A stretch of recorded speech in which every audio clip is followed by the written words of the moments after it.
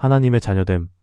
요한복음 1장 12절에 영접하는 자, 곧 그 이름을 믿는 자들에게는 하나님의 자녀가 되는 권세를 주셨으니라고 말씀하고 있다. 하나님의 자녀 되는 권세를 주셨다.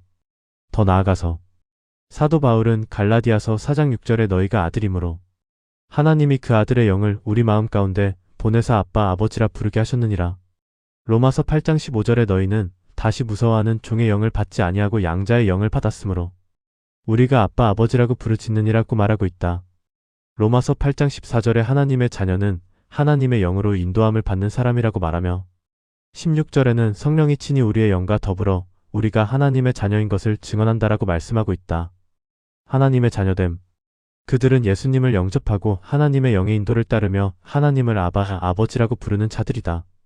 이들을 거듭난 자라고도 말하고 있다. 즉 다시 태어난 자들이라는 것이다. 요한복음 1장 13절에 오직 하나님께로부터 난 자들이라고 말씀하고 있다.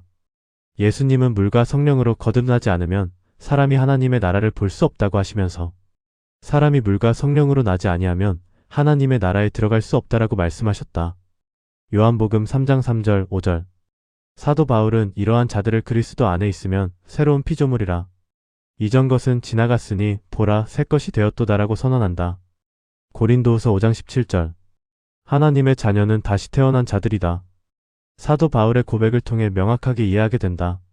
내가 그리스도와 함께 십자가에 못 박혔나니 그런즉 이제는 내가 사는 것이 아니요 오직 내 안에 그리스도께서 사시는 것이라. 이제 내가 육체 가운데 사는 것은 나를 사랑하사 나를 위하여 자기 자신을 버리신 하나님의 아들을 믿는 믿음 안에서 사는 것이라. 갈라디아서 2장 20절. 하나님의 자녀의 삶은 영으로서 몸의 행실을 죽이는 자들이다. 너희가 육신대로 살면 반드시 죽을 것이로되 영으로서 몸의 행실을 죽이면 살리니. 로마서 8장 13절. 그들이 하나님의 영의 인도를 따른다. 무릇 하나님의 영으로 인도함을 받는 사람은 곧 하나님의 아들이라. 로마서 8장 14절. 하나님의 자녀됨은 깊이 생각해보고 귀하게 여겨야 된다. 예수님은 하나님을 아버지라고 했다는 것이 신성모독이라고 해서 돌에 맞을 뻔하셨다. 요한복음 5장 17절과 18절 그리고 요한복음 10장 30절과 31절.